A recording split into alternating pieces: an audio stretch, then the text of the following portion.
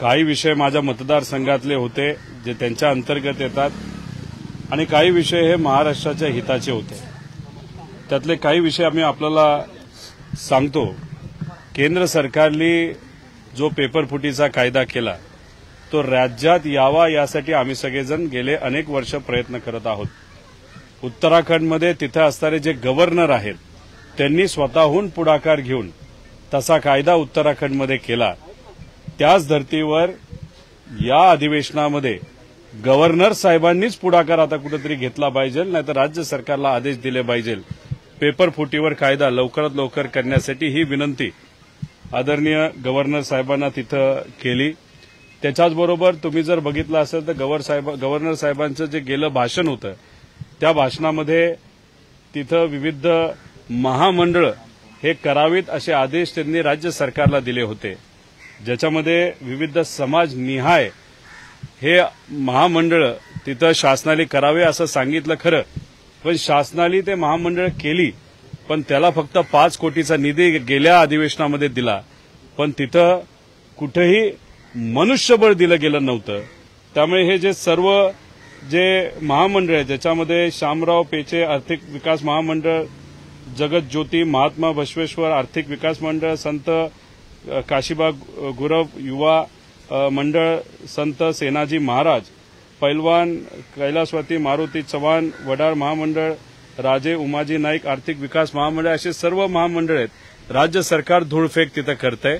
200 कोटी कमीत कमी निधी या प्रत्येक महामंडळाला या अधिवेशनामध्ये देण्याला या सरकारला भाग पाडावं असं तिथं आदरणीय गव्हर्नर साहेबांना सांगितलं।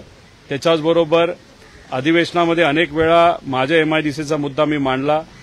मंत्र्यांनी आश्वासन दिलं, शब्द दिला, पण हे सरकार तो शब्द ऐकत नाही, मंत्री ते ऐकत नाहीत। म्हणून शेवटी हा अधिकार हा गव्हर्नर साहेबांचा असतो की सरकार जर चुकीच्या पद्धतीने वागत असेल तर त्यात लक्ष घालायचा। त्यामुळे हाही मुद्दा आदरणीय गव्हर्नर साहेबांना देऊन उदय सामंत साहेबांना, मुख्यमंत्री साहेबांना, दोन्ही उपमुख्यमंत्री साहेबांना आदेश द्यावेत की ज्या पद्धतीने अधिवेशनामध्ये शब्द दिला तसा शब्द मंत्री महोदयांनी माझ्या मतदारसंघातल्या MIDCच्या बाबतीत ऐकावा। त्याच्याचबरोबर सावित्रीबाई क्रांतिज्योती सावित्रीबाई फुले पुणे विद्यापीठ रिक्त पदं आणि इतरही जे सर्व भ्रष्टाचार आणि इतर मुद्दे आहेत त्याबद्दलची चर्चा, मी तिथं सदस्य आहे, पण सदस्य असताना सुद्धा मी अनेक वेळा मुद्दे मांडले असताना तिथं जे मॅनेजमेंट काउन्सिल आहे नाही तर VC ऐकतात, VC चांगले आहेत, पण इतर जे सर्व प्रशासकीय अधिकारी तिथं आहेत ते खूप चुकीच्या पद्धतीने काही गोष्टी तिथे करत आहेत। ड्रग्सचा वापर त्या युनिव्हर्सिटीमध्ये वापरलेला आहे। जे काही पैशाचं नियोजन आहे ते योग्य पद्धतीने होत नाही। 60% पेक्षा जास्त तिथं जी जागा आहेत त्या सगळ्या भरतीच्या बाकी आहेत। त्याच्याचबरोबर मराठीच्या प्रोफेसरला इंग्लिश शिकवावं लागतं, अशी परिस्थिती ही या जगात नाही तर या देशामध्ये अतिशय नावाजलेली युनिव्हर्सिटी क्रांतिज्योती सावित्रीबाई फुले युनिव्हर्सिटी तशी ती परिस्थिती आहे। त्यामुळे आपण प्रमुख म्हणून त्याच्यामध्ये लक्ष द्यावं आणि त्याच्याचबरोबर माझ्या मतदारसंघातला जो शेतीच्या पाण्याचा मुद्दा आहे जो MWRRच्या अंतर्गत येतो आणि त्याचे प्रमुख हे गव्हर्नर साहेब आहेत, तसा हे सगळे मुद्दे आदरणीय गव्हर्नर साहेबांबरोबर त्यांच्यासमोर घेतले, चर्चा झाली। युवांचे प्रश्न, विद्यार्थ्यांचे प्रश्न, पेपरफुटीचे प्रश्न, अशा अनेक विषयांवर सकारात्मक चर्चा ही गव्हर्नर साहेबांबरोबर झाली आणि आम्ही सरकारला नक्कीच सांगू, सरकारशी तिथं बोलू आणि जेव्हा तिथं आम्ही येऊ तेव्हा सामान्य लोकांच्या वतीने हे सर्व मुद्दे आम्ही मांडू असं आश्वासित त्यांनी आम्हा सगळ्यांना तिथे केलेलं आहे। त्यांच्या मनापासून मी आभार व्यक्त करतो। हिंदी में ब्रीफ कर दीजिए।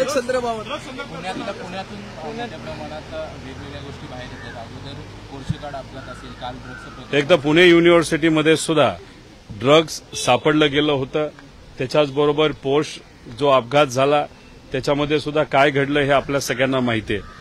त्याच्याचबरोबर महाराष्ट्रामध्ये कितीतरी कोटी, हजारो कोटी रुपयाचं ड्रग्ज हे सापडलेलं।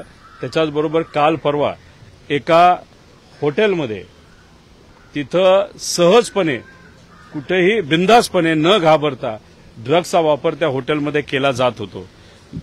म्हणजे त्याचा अर्थ एकच आहे की हे सरकार सत्तेच्या धुंदीमध्ये आहे आणि युवा पिढी बेरोजगार आहे, त्यांना कुठेही संधी दिली जात नाही आणि मोठा वर्ग हा युवांचा कुठेतरी ड्रग्सच्या धुंदीमध्ये अडकलेलं हे आपल्याला बघायला मिळतं.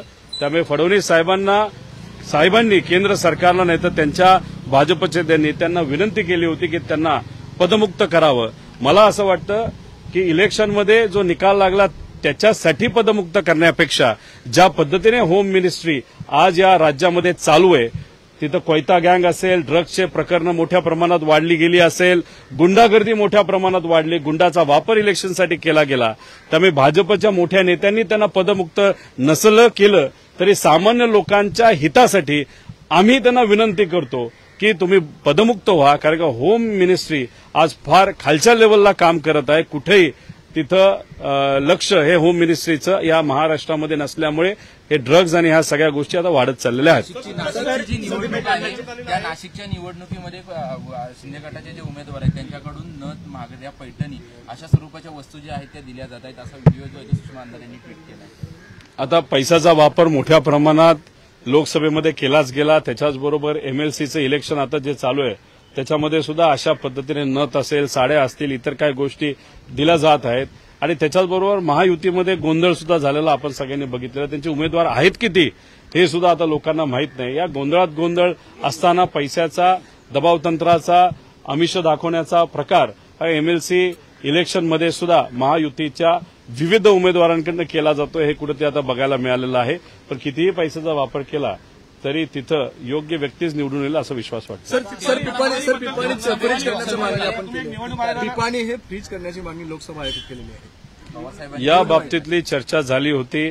ते जे चिन्ह आहे नाही तर त्याचा ज्या पद्धतीने प्रचार केला गेला तर ते कुठेतरी दिशाभूल नागरिकांची नाही तर मतदारांची मोठ्या प्रमाणात केली जाते आणि लोकशाहीमध्ये दिशाभूल करणं हे योग्य नाही. आणि त्या हेतूतून जे काही आकडेवारी आली पिपाणीची आणि त्याला मिळालेलं मतदान उमेदवार अनोळखी असताना सुद्धा, त्यामुळे कदाचित आमच्या पक्षाने त्याबाबतीत निर्णय घेत इलेक्शन कमिशनला सुद्धा तक्रार केली असावी. तेलंगणा सरकारने कर्जमाफी केलेली आहे शेतकऱ्यांसाठी, महाराष्ट्रात तशी मागणी होत आहे, कसं पाहता याकडे? या बाबतीत अनेक वेळा आम्ही बोललेलो आहे. जो काही दुष्काळ शेतकऱ्याला सोसावा लागला त्याच्यामध्ये शेतकरी खूप मोठ्या प्रमाणात अडचणीत आलेला आहे.